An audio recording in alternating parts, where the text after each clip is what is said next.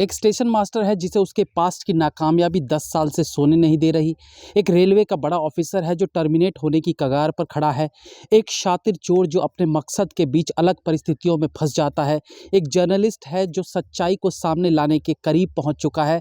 तो वहीं एक रेलवे का ऐसा कर्मचारी भी है जो अपनी माँ को खो देने के बाद भी लोगों की जान बचाने के लिए अपनी जान गंवा देता है। अलग अलग लोग अलग अलग सिचुएशंस में फंसे हैं, लेकिन मकसद एक ही था, भोपाल के लोगों के समक्ष धीरे धीरे बढ़ती मौत को रोकना। कैसे क्या कुछ घटता है इस कहानी में, इसी पर आज की चर्चा रहेगी। रिव्यू करेंगे web series the railway man.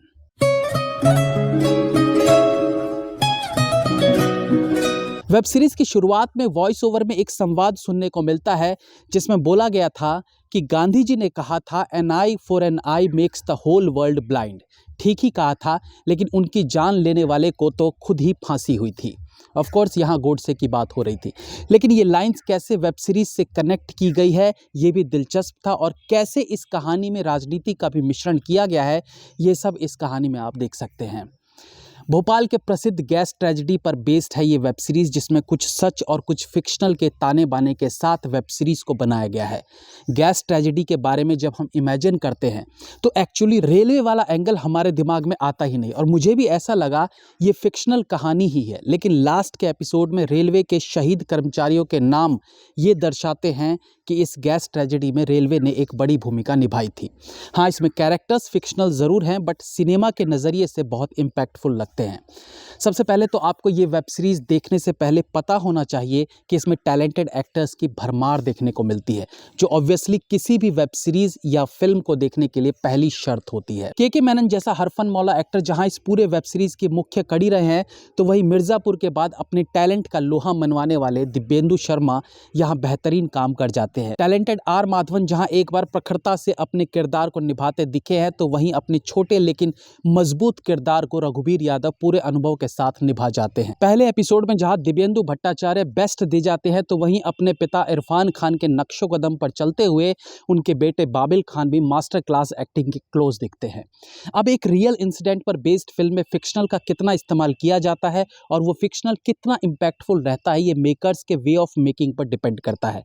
I feel कि रेलवे मैन में लीड कैरेक्टर्स फिक्शनल थे, लेकिन उस ट्रेजेडी के फुटेजेस और पिक्चर्स को आज के कैरेक्टर्स को दिखाते हुए जो मिक्सअप किया गया है वो बेहतरीन है। इस वेब सीरीज का स्क्रीन प्ले बेहतरीन है। इतनी सफाई के साथ, इतनी बारीकी के साथ लिखा गया है कि हर छोटे सीन का आगे चलकर बड़ा इम्पैक्ट होता है। स्टेशन मास्टर को अपने पास्ट में जो एक गिल्ट था कि एक बच्चे को वो नहीं बचा सका, उस गिल्ट की भरपाई वो एक दूसरी बच्ची को अपनी जान पर खेलकर बचाकर करता है। दो भिखारी बच्चों के बीच दिखाया गया है कि छोटा भाई बड़े भाई से कहता है कि वो गीत सुनाओ ना जो हमारी माँ सुनाया करती थी, और फिर वो गीत लास्ट के एपिसोड में ऐसी सिचुएशन पर रखा गया है जहां इमोशंस बेहतरीन तरीके से उभर कर आते हैं। जूही चावला को गिल्ट था कि वो माधवन की नौकरी बचा सकती थी, जिसका इम्पैक्ट लास्ट में अगेन तब दिखा जब वो माधवन एंड टीम को बचाने के लिए खुद रिजाइन देने को तैयार हो जाती है। तो एक छोटे सीन का बाद में बड़ा इम्पैक्ट पड़ता है, तो it means screen play writer को ऑडियंस के इमोशंस की समझ है। अच्छी बात यह है कि अक्सर इस तरह की कहानियां असल मुद्दे से भटक जाती हैं और इधर उधर की चीज़ों में ज़्यादा समय लेने लगते हैं, क्योंकि उन्हें 8 एपिसोड्स बनाने होते हैं। यहाँ स्टोरी गैस ट्रेजेडी से भटकती नहीं है, इसलिए 4 एपिसोड में कहानी दिखा दी गई है। जैसे राजेश खन्ना ने कहा था ना, ज़िंदगी बड़ी होनी चाहिए, लंबी नहीं, वैसे ही फिल्म इफेक्टिव होनी चाहिए, लेंदी नहीं। अब क्योंकि ये ट्रेजेडी 1984 में हुई थी और उसी वक्त सिखों को भी मारा जा रहा था, तो ऐसे में उसका इम्पैक्ट दिखाया जाना ज़रूरी था। स्टिल उसे एक्सट्रीम तरीके से ना दिखाकर उसे भी गैस ट्रेजेडी के वन ऑफ द पार्ट की तरह दिखाना भी प्रशंसनीय है। एक्टिंग पर चर्चा करें तो सबसे पहले इसमें के मेनन की बात होनी चाहिए, जो पूरे वेब सीरीज में सबसे ज़्यादा स्क्रीन स्पेस लेते दिखे हैं।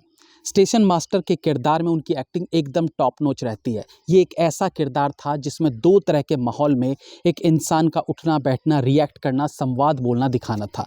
एक नॉर्मल और एक ऐसी सिचुएशन में जब माहौल ऐसा हो कि हवा में जाते ही इंसान मर जाए, या जब वो धीरे धीरे मौत के करीब आ रहा हो। के मेनन ने अपने रोल में जान डाल दी है। सांस घुटने में जिस तरीके से वो पॉजेस और रुक रुक के बोलते हैं वो ज़बरदस्त है। इवन कुछ एक मौक़ों पर उनके फेस एक्सप्रेशन सारी कहानी बयां कर देते हैं।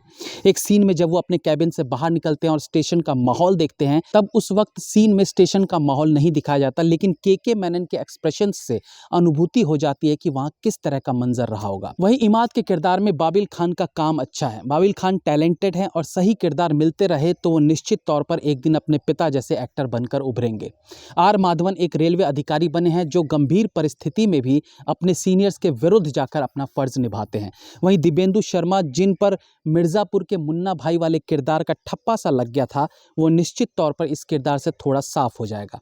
वो एक वर्सेटाइल एक्टर है जिन्हें अलग अलग तरह के किरदार में देखना सुखद अनुभूति कराता है। वेब सीरीज में वो एक चोर के किरदार में है जो स्टेशन मास्टर के साथ मिलकर उस आपदा में जान की बाजी लगाकर लोगों को बचाते हैं।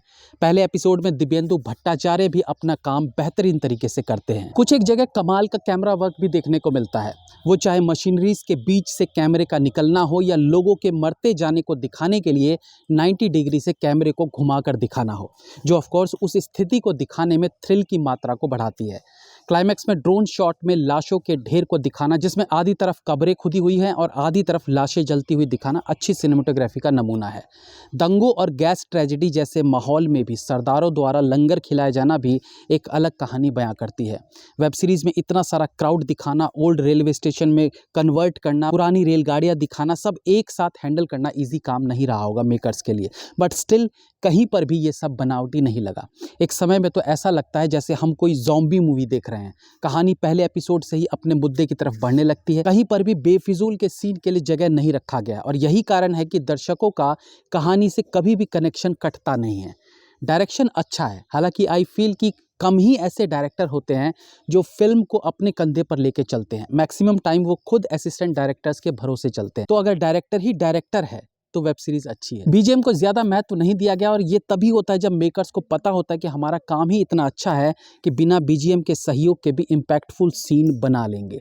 बट स्टिल जितना भी बीजीएम का यूज है वो ठीक है। एक गीत है जो इमोशनल मोमेंट्स पर रखा गया है। कुल मिलाकर आई फील कि एक अच्छी वेब सीरीज है, apart from some propaganda and some abusive languages. ये वेब सीरीज जबरदस्त प्रभाव डालती है। मेरी तरफ से 4 stars. Have a nice day.